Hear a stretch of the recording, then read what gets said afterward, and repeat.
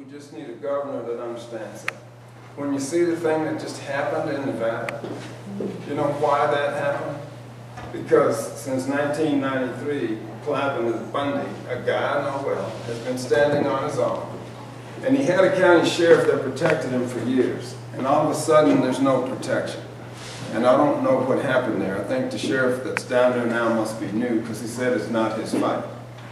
You need to know that the county sheriff is the highest law enforcement official in each county. He outranks everybody else, all the federal agencies, all the federal officers. The sheriff is the law in the county. So it was his fight. When the sheriff didn't stand up, the governor should have moved in with enough National Guard to sweep the BLM out of there, get the whole thing under control, quiet it down before any civilians showed up, and he didn't.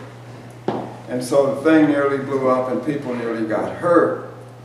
And that's unfortunate. Hopefully it's over. Hopefully the BLM will stay off Cliven's ranch. But we don't know that. Now, we've had BLM people attack ranchers in our state.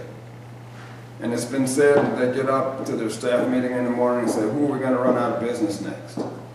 Well, I've seen some of the things they do, and it's clear to me that they intend to do that. And this is an underground movement from environmental people who have infiltrated BLM, Fish and Wildlife Forest Service.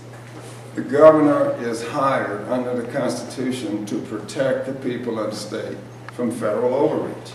You're not hired to run over the federal government. You're hired to draw the line, to say this is federal authority under the Constitution and this is state authority, and therefore the people's rights under the Constitution. So, that's the simple reason that I'm running. And it protects me and my family, and it protects everyone else and their family. And that's the only way I can do it, is being governor. I've tried other avenues. I've lobbied the legislature for about 13 years. They're not bad, but they don't know the Constitution, so they don't know what their job is. When you don't know your job, you can't do a good job. They think they should do what they think is best. That's not what you should do. You should enforce the Constitution. What you think best may be not only unconstitutional, but might set a precedent that causes us to go off a cliff, and we've seen that, haven't we? We've seen that in many instances. Somebody's best wishes trying to bite us all. Increased taxes kill jobs. We can decrease our taxes by increasing our mineral wealth to the people and to the state when we take over all our land. We can leave the county share of its property taxes in the counties once we get this thing under control.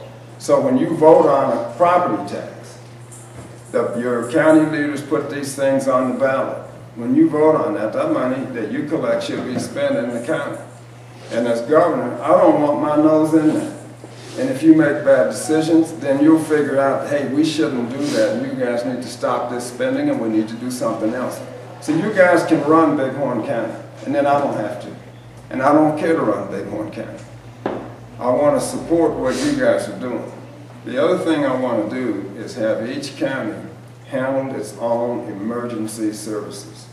I want the sheriff and the county fire chief person to be in charge of search and rescue, all emergency operations, including keeping the peace. And I want county people to be on the sheriff's posse to do that. So it's organized under your county sheriff and the chief of the fire department. The state, under me, will support you, will facilitate that, but you have a disaster here. My face isn't going to show up here getting this picture taken. I'll be waiting for you to call me to tell me what you need. We'll send that stuff. And then if you need me out here to look at something, and if I have to come, you'll tell me that, and I'll come and look at it, and then I'm going back to Cheyenne. So I want Bighorn County and the other 22 counties to run themselves, be self-sufficient. And the state is your backstop and your support.